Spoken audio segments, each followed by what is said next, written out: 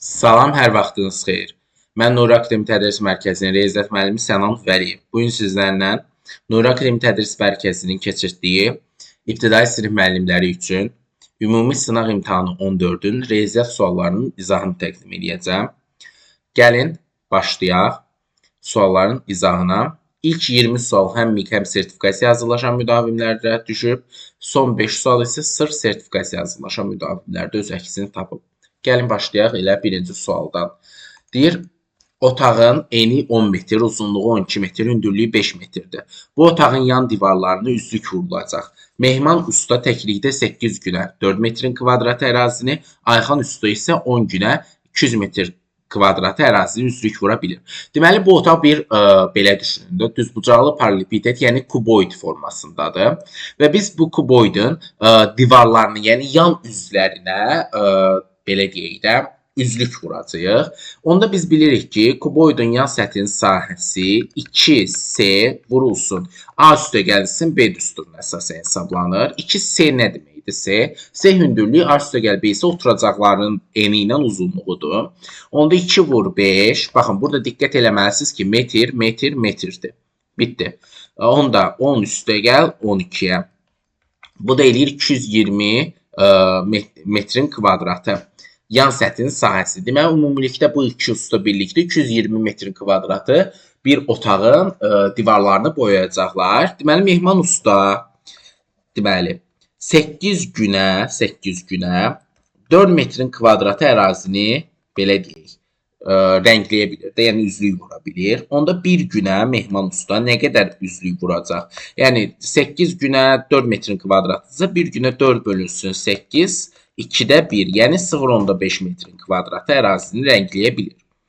Ayxan usta isə 10 günə 200 metrin kvadratı. Ayxan usta isə 10 günə 200 metrin kvadratıdırsa, deməli bir günə Ayxan usta 20 metrin kvadratı ərazini boyuyur.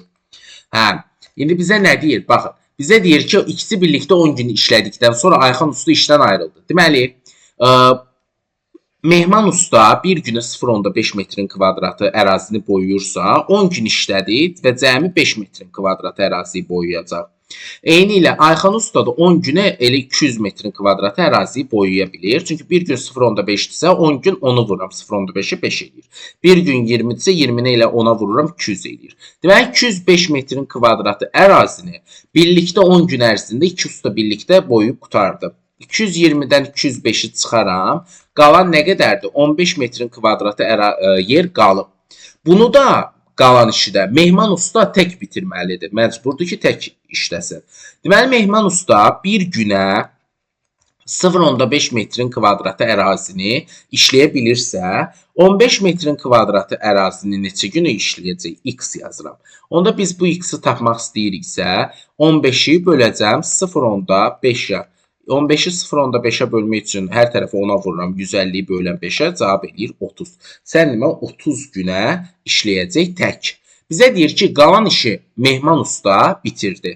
Düzdür, Mehman usta da əlavə 30 gündə işləməli oldu. Çünki 15 metrin kvadratı yer hələ qalıb və məcburdur ki, onu da o işləsin. İndi deyir ki, demir Mehman usta təklikdə nə qədər işlədi. Deyir ki, Mehman usta cəmi neçə gün işlədi? Mehman usta cəmi 40 gün işlədi. Çünki 10 gün Ayxan usta ilə bir yerdə işlədi, qalan 30 günü isə təklikdə işlədi və cəmi 40 gün işləmiş oldu. Deməli, bir də doğru cavab B variantı.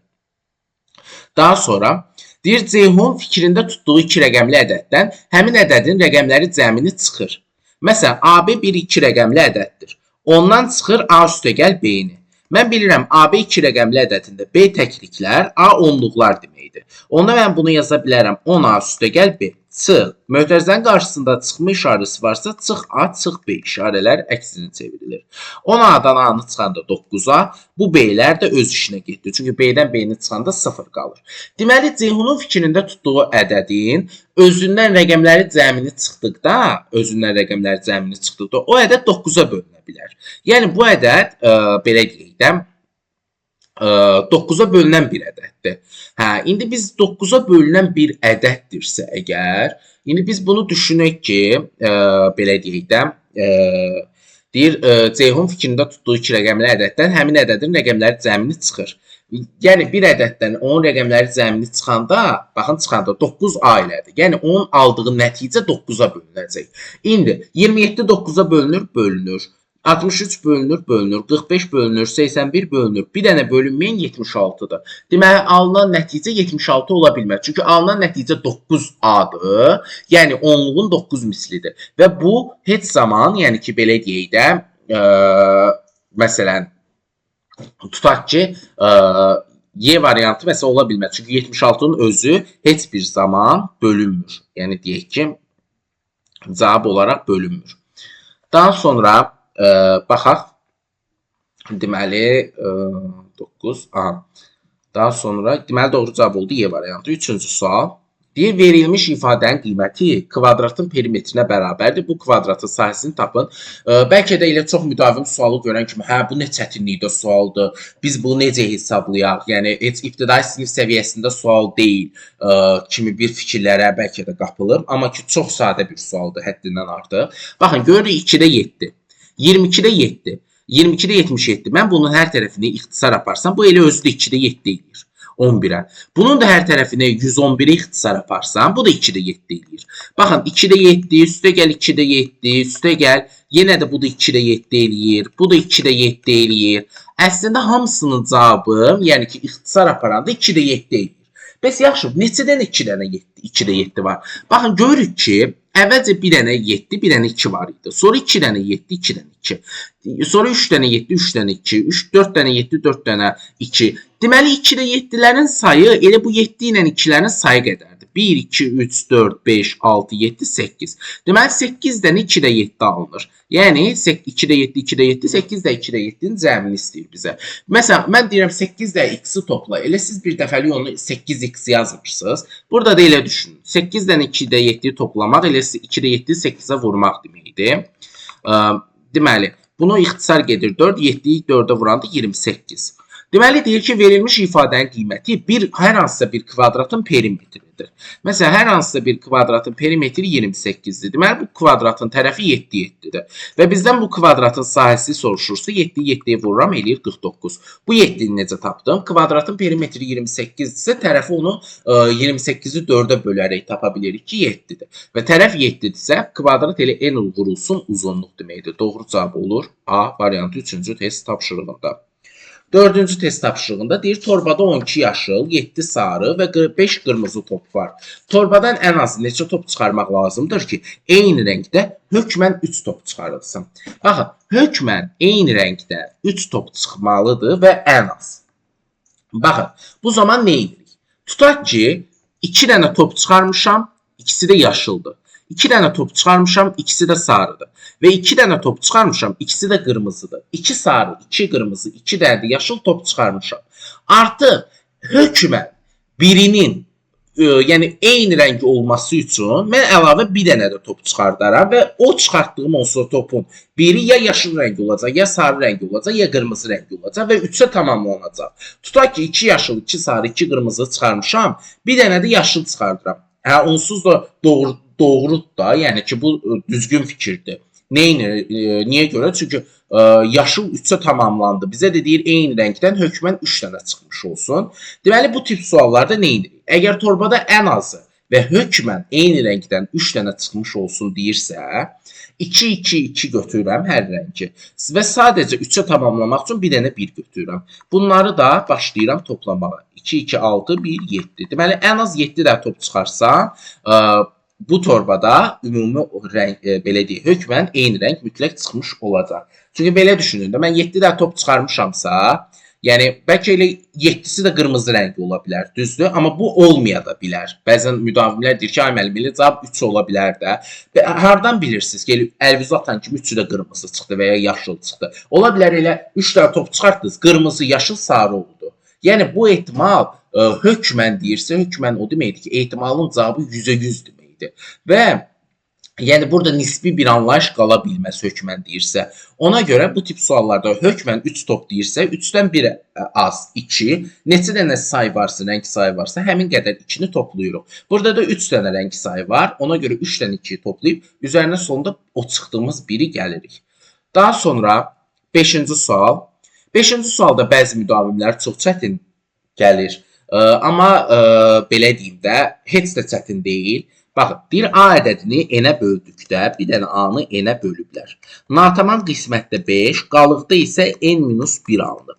Və biz bilirik ki, A-nı necə tapa bilərik qalıqlı bölmədə? 5-i vuraram n-ə, üzərinə də gələrəm n-1, yəni qalığı. 5n, n, 6n-1 olar. 6n-1. A bərabərdir 6n-1-ə. 1-i keçirsən bu tərəfə. A üstə gəl 1 bərabərdir 6n-ə. N-i necə tapıram? A üstə gəl 1-i bölürəm 6-ya. Bizə də deyir n-in ifadəsi A-la yazın. Deyil, mən tapdım adi bir sual. A üstə gəl 1 bölünsün 6. Doğru cavab olur C variantı. 6-cı sual. Bir top parçanın əvvəlcə 17 hissəsi satıldı. 14 metrdə satılsa, parçanın 80% satılmış olacaq. Deyir, topda neçə metr parça var idi? Tutaq ki, topda x metr parça var. 17 hissə nə deməkdir? 0.7 x-i satıldı. Və 14 metrdə satılsa, bu ümumi parçanın 80%-idir. Parçanın 80% nə deməkdir? X-i vur 80-ə böl 100-ə. Və bu sıfırlar getdi, eləyir 0.8 x. Deməli 0.7 x üstə gəlinsin 14 bərabərdir 0.8 x-a. 14 bərabərdir 0.8 x çıx 0.7 x-a. Onda 0.1 x bərabərdir 14-ə, x də bərabərdir 140-a. Sən demə, topda əvvəlcə 140 metr parça varmış. Doğru cavab 6-da olur, Y variantı. 7-ci suala baxaq. Deyir ki, A bərabərdir 11-də 10, B bərabərdir 111-də 100, C bərabərdir 1111-də 1000. Bu müqayisələrdən hansı doğrudur? Ümumiyyətlə, bəzən müdavimlər, mən hər zaman deyirəm müqayisə apararkən ehtiyatlı olun. Məsələn, bəzən əslində, yəni müqayisə aparardığın zaman ifadəni onluq kəsirində, yəni onluq şəkildə yazmaq çox əlverişlidir, həddindən artıq əlverişlidir. Amma bəzi misallar var ki, onu onluq kəsirə çevirmək çətindir. Onda nə etməliyik? Təbii ki, sürət və məxrəcini bərabərləşdirməliyik. Bu misalda da biz məxrəci bərabərləşdirə bilmərik. Amma sürəti rahatlıqla bərabərləşdirə bilərik. Məsələn, burada ən böyük 1000-dir. Hər birini 1000-ə getirirəm. Ona görə bunun 1000-ə getirmək üçün 100-ə vururam. Olur 1000-də, 1100, 2 dənə 0 artırıram. 1100. B-də bunu getirmək üçün 10-a vururam. Olur 1000, burada olur 1110. C-də də 1111-də 1000. Deməli, biz də bilirik ki, axı bir kəsrin sürətləri bərabərdirsə, məxrəci böyük olan kiçikdir. Burada məxrəci böyük olan C-dir. Deməli, C kiçikdir B-dən, ən böyüyü A-dır. Çünki belə deyək də, məxrəci biz bilirik ki, sürətləri, baxın təkrarlayıram, sürətləri bərabər olan kəsirlərdə məxrəci böyük olan kiçikdir. C-nin məxrəci ən böyükdür, ona görə ən kiçikdir. A-nın məxrəci ən kiçikdir, ona görə ən böyük ədəddir. Sürətləri bərabər olan kəsirlərdə məxrəci kiçik olan kəsir böyük, məxrəci böyük olan kəsir isə kiçikdir. Deməli, C, B, A. Deməli, doğru cavab olacaq, bir dənə axtaraq, doğru cavab olacaq, elə de, C variantı 7-ci test tapşırığında. 8-ci suala baxaq. Birinin sürəti digərindən saatda 25 km çox olan 2 avtomobil. Deməli, onda birinin sürəti V1 bərabərdir V-yə, V2 bərabərdir digərindən 25 km saatda çoxdur. V üstə gəl 25-ə. Deməli, deyir ki, arasındakı məsafə 405 kilometrdir. Avtomobillər qarşı-qarşıya hərəkət edərək 3 saatdan sonra görüşdülər. Biz bilirik ki, qarşı-qarşıya hərəkət deyəndə V1 ilə V2-ni toplayıb, vururam zamana, bərabər olur S-ə. İndi biz V1 ilə V2-ni toplasaq, 2V üstə gəl 25, vur zamanın 3, bərabərdir 405-ə. Onda 2V üstə gəlinsin 25 nəyə bərabərdir? 405-i böləm 3-ə. Bu da eləyir 135. Onda 2V bərabərdir 110-a, V bərabərdir 55-ə. V 55-dirsə, deməli birinin sürəti 55-dirsə, sürəti böyük olanın üstünə 25 gələm olur 80. Bizə bir avtomobillərdən daha sürətli olanın sürəti saatda neçə kilometrdir? 80 kilometrdir. Doğru cavab olacaq C variantı. 9-cu sual. Hədiyyə qutularını daşıyan maşının yük yeri kuboid formalıdır.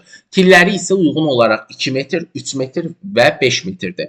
Kub formalı olan hədiyyə qutularının tili isə 50 santimetrdir. Yük maşınının bu qutularla tam doldursaq, qutu neçə belə deyək, qutu istifadə olunacaq. Baxın, bu sual elə biz yadınıza gəlirsə, məsələn deyirik ki, həyətə məsələn tamet döşəmək istəyirik və ya parket döşəmək istəyirik. Bu zaman biz hər zaman bilirdiniz ki, yəni yerin səthini hesablayırdıq. Bir məsələn metlağın, parketin səthini hesablayırdıq. Sayı tapmaq üçün bu səthi bir-birinə bölürdük. Amma artıq bizdə burada səth söhbəti deyil. Yəni məsələn belə düşünün, yer müstəvi bir fiqurudur. Amma kuboid fəza fiqurudur. Fəza fiqurunda biz həcmdən danışa bilərik. Çünki belə deyək də, hədiyyə qutusu da bir fəza fiqurudur, çünki kub formalıdır. Belə deyək də, qutunu daşıyan yük maşınının yeri də kuboid formalıdır, o da fəza fiqurudur. Və ikisi də fəza fiqurudursa, bunların həcmlərini bir-birinə bölməyimiz ən məqsədə uyğundur. Əvvəlcə baxıram, bu 50 santimetrdir. Yəni, gəlin hədiyyənin həcmini tapaq. 50 vur 50 vur 50. Bu da eləyir nə? Deməli, 125.000 santimetrin kubu.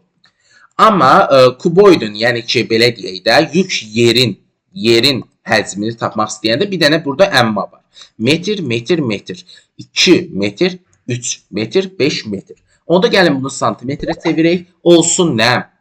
Deməli, 2 metr, bir saniyə, üzr istəyirəm. 2 metr olur 200, 3 metr olur 300, 5 metr olur 500.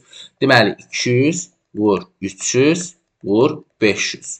Deməli, doğru cavab olur. Burada da 30 milyon. 30 milyon. Deməli, santimetrin kubu. İndi biz sayı tapmaq istəyiriksə, yəni neçə dənə qutu bir yerləşdiyini tapmaq istəyiriksə, 30 milyonu bölürük 125 minə. Burada da 3 sıfır getdi ixtisar. 30 mini bölürəm 125-ə, cavab edir 240. Doğru cavab olur D variantı. Daha sonra 10-cu test tapşırığına baxaq. Deyir, katerin sürəti 15 km/saat, çayın sürəti isə 3 km/saatdır. Katerin axını ilə 5 saat, axına qarşı gəlin görək 3 saat yol getdi. Deməli, axın ilə gedilən yolu tapmaq istəyirəmsə, katerin sürəti ilə çayın sürəti toplayıb vururam zamana. İndi 15 ilə 3-ü toplayıram, 18 vururam zaman olan. Axın ilə axı 5 saatı gediblər, 5-ə. Eləyir 90. Axına qarşı gedəndə katerin sürətindən çayın sürəti çıxılır, vurulur zamana. Bu da eləyir nə? 15 çıx 3, 12, vurulsun 3, eləyir 36. Və bunların cəmi ümumi yol eləyirdi. Çünki axın ilə də gedib, axına qarşı da gedib, eləyir 126. Deyir, indi kater həmin yolu 6 saat göldə gedib. Yəni, həmin yol ümumilikdə 126 kilometrdir. Bu 126 kilometri kater sadəcə göldə getməlidir. Yəni 6 saatı getirə bilməsi üçün sürətini artırmalıdır. Normalda sürəti 15-dir. Deməli, 126-nı bölənəm zamana ki, görüm sürəti nə qədər olmalıdır. Sürət saatda 21 km/saat olmalıdır. Ondan da 15-i çıxaram, ki, sürəti 15 idi. Deməli, sürətini 6 saatda 6 km saatda artırmalıdır. Yəni, sürəti 6 km/saat artmalıdır. Doğru cavab olur Y variantı. 11-ci suala baxaq. Atanın yaşı oğlunun indiki yaşının 3də birindən 35 vahid çoxdur. Deməli, ata, oğul. Oğlun indiki yaşından 3də birindən 35 vahid çoxdur. Oğlun 3 il əvvəl 18 yaşı var idisə, deməli, indi oğlun 21 yaşı var. Ata da oğlun yaşının 3də birindən 35 vahid çoxdur. 21-in 3də biri eləyir 7, 35 üstünə gələndə deməli, atanın 42 yaşı var. İndi deyir, atanın 5 il sonraki yaşı, atanın 5 il sonra 47 yaşı olacaq. Oğlun 6 il əvvəlki yaşı, yəni 21-dən 6 çıxaram, oğlunda 15 yaşı olacaq. O zaman olacaqdır, olub daha doğrusu. Bu yaşların cəmini soruşur, eləyir 62. Doğru cavab olur 11-də Y variantı. 12. Deyir, aşağıdakı müqayisələrdən neçəsi doğrudur? Baxın, onluq kəsirləri müqayisə apararkən birinci tamlara baxırıq. Əgər tamlar bərabərdirsə, vergüldən sonraki ədədlərə baxırıq. Məsələn, tutaq ki, 0.7 ilə 0,70 bərabər əslində onluq kəsirlərdir. Çünki biz bilirik ki, vergüldən sonraki rəqəmlərdən sonra 0 gələrsə biz o rəqəmi 0-ı silə bilərik. 0,7, 0,7. Bu eyni ilə də 0,7-in böyrünü istədiyimiz qədər, yəni sağ tərəfinə istədiyimiz qədər 0-ı artıra bilərik və bu kəsirlər bərabər kəsirlər sayılır. Yəni bu fikir yanlışdır ki, 0,7 daha böyükdür. Daha sonra ikincidə 3, 3 bu keçdi, 0, 0, bu 7-dir, bu 8-dir. Deməli, bu daha böyükdür doğrudan da, bu fikir doğrudur. Daha sonra 9, 9, burada 0 gəlir, burada 2 gəlir. Bu daha böyükdür. Bu fikir yanlışdır. 7, 7, 0, 6. Hə, bu böyük ola bilməz axı, yanlışdır bu fikirdə. Daha sonra deyir ki 0,25 ilə 0,10.000-də 250 bərabərdir, xeyr. Əgər 0,25 ilə 0,1000-də 250 bərabər ola bilər. Yəni sondan 0-ı silə bilərəm. Bu əvvəlki 0-ı mən toxuna bilmərəm. Bunlar bərabər deyil. Bu kəsir hal-hazırda daha böyükdür. Daha sonra burada 9, 9, 0, 0, 2 daha böyükdür. Bəli, bu da doğrudur. Müqayisələrdən sadəcə ikisi doğrudur. Doğru cavab olur A variantı. 13-cü suala baxaq. Deyir, yüzlüklərə qədər yuvarlaqlaşdırdıqda 28.400 alınan ən böyük rəqəmləri müxtəlif ədədlə minliklərə qədər yuvarlaqlaşdırdıqda, burada 16.000 alınan olacaq. Burada səhv düşüb. İmtahanda sizə onsuz da düz variantı düşür. Yəni bu problem deyil. 16.000 alınan ən kiçik rəqəmlərin müxtəlif ədədin cəmini tapın. Deməli, gəlin baxaq. Yüzlüklərə qədər yuvarlaqlaşdırdıqda 28.400 alınan ən böyük ədədi tapmaq istəyirəmsə, yüzlüyə qədər deyirsə, 100-ü böləm 2 eləyir 50. Ən böyük ədədi tapmaq üçün 28.400-ün üzərinə 50 gəlib 1 çıxıram, o da eləyir 28.449. Amma bizə deyir ki, rəqəmləri müxtəlif olsun. Deməli, ən böyüyü 28.449-dursa, bunun ən kiçiyini, yəni ən böyüyü budur. Yəni, mən bunun rəqəmini dəyişirəmsə, götürüb bu 4-ləri dəyişməliyəmsə, bu 4-ün yerinə 5 yaza bilmərəm. Və ən böyüyünü istəyirsə hal-hazırda rəqəmləri müxtəlif, onda gəlin bu 4-ün, sonuncu 4-ün yerinə bir dənə 3 yazaq. Doğru olur? Bəli. İndi minliklərə qədər yuvarlaqlaşdıranda, minliyə qədər yuvarlaqlaşdırırıqsa, 1000-i bölü 2 eləyir 500. 16.000 alınan, 16.000-dən alınan ən kiçik ədədi soruşursa, 16.000-dən 500-ü çıxıram, eləyir 15.500. 15.500 eləyir ən kiçik. Amma rəqəmləri müxtəlif dediyi üçün 15.500-dən də aşağı bir ədəd olmadığı üçün mən birinci ədədi azalda bilmərəm. Eyni ilə ikinci ədədi də azalda bilmərəm. Onda 15.000, ikinci ədədə 1,6 yazaram. 0-ın biri qalar, digər rəqəmə də 2 yazaram. Onlar 15.602. Deməli, 28.439-la 15.602 toplayaram. 1, deməli 0 yazaram. 1 yadda 4, 4. Deməli, doğru cavabım olar A variantı. 14. 6 keçi 10 günə 12 kisə yem yeyərsə, 15 keçi 5 günə neçə kisə yem yeyər? Deməli, 6 dənə keçi 10 günə 12 kisə yem yeyir. Kisə. 15 dənə keçi 5 günə neçə kisə yeyər? X-dır. Baxın, əgər bir belə deyək də, tənasübdə, əgər belə bir tənasübdürsə, burada əvvəlcə xarakterizə eləməliyik. Məsələn, 6 dənə keçi 10 günə yemək yeyirsə, məsələn də azdır da, belə düşünün də, məsələn, say azdır. Necə say azdır? Məsələn, bir var 6 nəfər bir yemək yeyir, bir də var 15 nəfər yeyir. Təbii ki, 15 nəfərlə söhbət eləyirəm. Yəni, indi bu insanda da belədir, heyvanda da belədir. Məsələn, bir var 6 dənə keçi, məsələn, arpa var, arpa yeyir, məsələn də yeməyi yeyir. Bir də var 15 dənə keçi yeyir. Əlbəttə ki, tez qutaracaq da, yəni ki, yemək tez qutaracaq. Onda deməli, bu tərs mütənasibdir. Yəni, tərs mütənasib olanda da qarşı-qarşıya vururuq. Amma günlə hissə sayı təbii ki, düz mütənasib olacaq. Bunları çarpaz vuracaq. Yəni, 6-nı vuracaq 10-a, bunu vuracaq x-a, bərabərdir 15-i vuracaq 5-ə, 10-u da vuracaq 12-yə. Deməli, bu eləyir onsuz da 60. 60-dan ixtisar gedir. X bərabərdir 15 gün. 15 kisə. Doğru cavab olur 14-də Y variantı. 15-ci sual deyir ki, 7-ci sinif şagirdlərindən 26-sı ingilis dilində danışır, 16-sı rus dilində danışır. Sinifdə də cəmi 35 dənə şagird var. Bu tip sualda biz 26 ilə 16-nı toplayarıq. Yəni ki, ümumiyyətlə biz bilirik axı 26-nın içərisində həm ingilis dilində danışan var, həm rus dilində danışan var. Ona görə bu tip suallarda 26-nın üzərinə 16 gəlirik 42 və sinifdəki şagird sayını çıxaraq, yəni 7 alırıq. Bu da aldığımız bu 7 də hər iki dildə danışan şagirdlərin sayı olur. 16-cı sual. Bir kassada deməli növbə var. Günel sıranın əvvəlindən 17-ci adamdır. Günel sıranın əvvəlində 17-ci adamdır Günel. Tutaq ki, Günelə qədər 16 dənə nəfər adam var idi. Düzdür? Aytaç sıranın sonunda 8-ci yerdədir. Ola bilər ki, Aytaç məsələn sıranın sonundan 8-ci yerdədir. Belə olsun. Və burada Aytaçdan sonra 7 dənə nəfər var.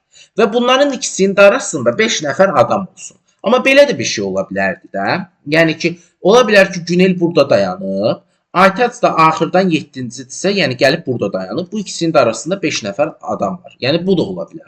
Ona görə bu tip suallarda ən az adamı soruşursa, bizim belə bir düsturumuz var. Ən azı tapmaq üçün. Ən az bərabərdir əvvəl, üstə gəl axır, çıx orta və 2 nəfərdən söhbət getdiyi üçün çıx 2. Deməli, əvvəldən neçəncidir? 17-ci. Axırdan neçəncidir? 8. Ortada 5 nəfərdir. Çıx 5, çıx 2 nəfərdir. Aytaçın elə Günelin özü. 25-dən 5 çıxıram 20, ondan da 2 çıxıram 18. Doğru cavab olur A variantı. Gəlin bunu da təhlil edək. Məsələn, Aytaç 8-ci yerdədir. Deməli, Aytaca qədər 7 nəfər var. 5-i ortadadsa, düzdür. Biri də Güneldirsə, deməli 1 nəfər də bu yandadır. Eyni ilə Günelə qədər də 16 nəfər varsa, biri Aytaç, 5 nəfər də ortadadırsa, aralarında 5 nəfərdirsə, deməli 10 nəfər də burada var. Düzdür? 10 nəfər, 1, 5, burada da 1 nəfər. İndi bizdə nə qədər cəmi bu sırada adam oldu? Baxın, Aytaç sondan 7-ci yerdədir. 1 nəfər burada, Günel 5 nəfər də aralarında. Günel də 16-cı yerdədir. Çünki 10 nəfər, 1 bu 17-ci yerdədir. 10 nəfər, 1 Aytaç, 5 nəfər arada, elə 16 nəfər var. Biri də özü. Burada cəmi nə qədərdir? 10, 5, 1 eləyir nə? 16. Günellə də Aytacı toplayanda 18 olur. Ən az belə olur. Ən çox deyəndə isə baxın yuxarıda çəkdiyim şəkilə uyğun bir qrafik olmuş olacaq. 17-ci suala baxaq. Deyir şəkildəki dairəvi diaqramda Vaqifin 120 suallıq sınaq imtahanında doğru, səhv və boş cavablandırdığı sualların sayları uyğun faizlə göstərilib. Biz bilirik ki, bir dairəvi diaqramda əgər o hissə faizlə göstərilibsə, o faiz 100%-ə tamamlanmalıdır. Əgər yox, hissə ilə göstərilibsə, tam hissə, yəni 1-ə bərabər olmalıdır. Yox, əgər məsələn dərəcə ilə göstərilibsə, dərəcə də 360 dərəcə olmalıdır. Onda gəlin səhvin faizini tapaq. 75-dirsə, 70 dənə doğru, 5 dənə boşdursa, deməli 75% dolu. Qalıb nə? 25%. İndi 120 sualın 70%-i doğru cavablandırıb. 120-nin 70%-i tapmaq üçün 70-ə vurub 100-ə bölürəm. Bu da eləyir 84 sual doğrudur. Bu bizdən amma səhvi istəyir, bu düzdür onsuz da. Boş qalan sualların sayı 6-dır. 120-nin 5%-i tapmaq istəyirəmsə, 120-yi 5-ə vurub 100-ə bölürəm, eləyir 6. Bu da düzdür. Səhv sualların sayı 30-dur. Səhv sual 25% təşkil edir. Yəni vururam 25-ə bölürəm 100-ə. Eləyir 30. Bu da doğrudur. Bizdə səhv lazımdır. Deyir, doğru sual ilə boş sualların saylarının cəmi 90-dır. Bəli, 84 ilə 6-nın cəmi 90-dır. Bu da düzdür. Səhv sual ilə boş sualların, səhv sual 30-dur, boş sual 6-dır. Cəm 36 eləməlidir, 42 yazıb. Burada cəm 36 olmalıydı. Elə Y variantıdır, səhv. Burada çünki bizdən səhv istəyir. Daha sonra baxaq 18-ci suala. Deyir, bir otaqda 4 ayaqlı və 3 ayaqlı stollar var. Stolların sayı cəmi 18-dir, ayaqlarının sayısı 65-dir. Tutaq ki, 4 ayaqlılar X-dir, 3 ayaqlılar Y-dir. Onda cəmi 18 də stol varsa, X üstə gəl, Y 18-dir. Ayaqların sayını deyirsə, X dənə 4 ayaqlı 4X, Y dənə 3 ayaqlı 3Y bərabərdir 65-ə. Biz bu sistem tənliyi həll eləmək istəyiriksə, X bərabərdir 18 çıx Y yazıb əvəz etmədən istifadə eləyə bilərik. 18 çıx Y, üstə gəlmişsin 3Y bərabərdir 65-ə. Vurub atsam, eləyəcək 72 çıx 4Y, üstə gəlmişsin 3Y bərabərdir 65-ə. 72-dən 65 çıxıram, 4Y-dən 3Y çıxıram, Y. Deməli, Y bərabərdir 7-yə. Y 7-dirsə, X 11-dir. Y7-dirsə x 11-dir. Bizə də deyir ki, neçə dənə 3 ayaqlı stol var? 11 dənə 3 ayaqlı stol var. Deməli 18-də doğru cavab olacaq C variantı 11. Daha sonra deməli baxaq növbəti test tapşırığına. Bizdən onsuz 3 ayaqlılar soruşdu. Bəli, 11 dənə olmuş olacaq doğru cavab. Daha sonra baxaq deməli 19-cu suala. 10 dənə 5 metrlik taxtanı 20 santimetrlik hissələrə ayırmaq. Deməli 10 dənə 5 metrlik bir taxtamız var. 5 metr, yəni 500 santimetrlik. Onu 20 santimetrlik hissələrə ayırmaq istəyirəmsə, böləm 20-yə, deməli 25 dənə hissə eləyir. Və mən bilirəm ki, deyir neçə yerdən kəsmək lazımdır. Və mən bilirəm ki, hissəndən belə deyək də, kəsdiyimin üzərinə 1 gələndə alıram hissə. Yəni kəsim üstəgəl 1 bərabər eləyir hissə sayı. Onda biz 25 hissə varsa, deməli biz neçə dənə kəsim həyata keçirmişik? 24 dənə kəsim həyata keçirmişik.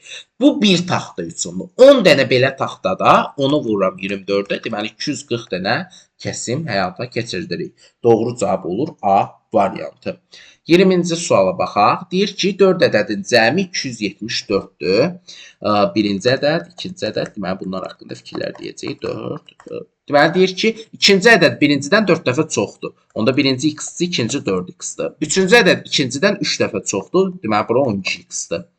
Daha sonra deyir ki, üçüncü ədəd ikincidən 3 dəfə çox, dördüncüdən 10 dəfə azdır. Bu cümlə bəlkə sizi çaşdıra bilər. Deyir, üçüncü ədəd dördüncüdən 10 dəfə azdır. Deməli, dördüncü ədəd 120x-dir. Bunların da cəmi 274-dür. 120, 12, 132, 4, 136, 1, 137x 274-dür. X bərabərdir 2-yə. Bizdən ən böyüyü soruşur. Ən böyüyü dördüncü ədəddir, 240. Onun da rəqəmləri cəmi 2 üstəgəl 4 üstəgəl 0, 6-ya bərabərdir. Doğru cavab olur C variantı. Daha sonra 21-ci test tapşırığına baxaq. Sertifikasiya imtahanına hazırlaşan müdavimlərdə öz əksini tapıb. Deyir, düzbucaqlığın enini 6 dəfə artırıb, uzunluğunu 3 dəfə azaltsaq, sahəsi necə dəyişər? Deməli, enini 6 dəfə artırıram. Bilirəm ki, sahə S bərabərdir, A vurulsun B-dir. A-nı 6 dəfə artırıram, olur 6A. B-ni də 3 dəfə azaldıram, B bölünsün 3 olur. Bunlar da ixtisar gedir, olur sahə 2AB. Əvvəl sahə AB idi, indi olur 2AB. Yəni nə olur? 2 dəfə artar. Doğru cavab olur. 2 dəfə artar. Doğru cavab olur D variantı.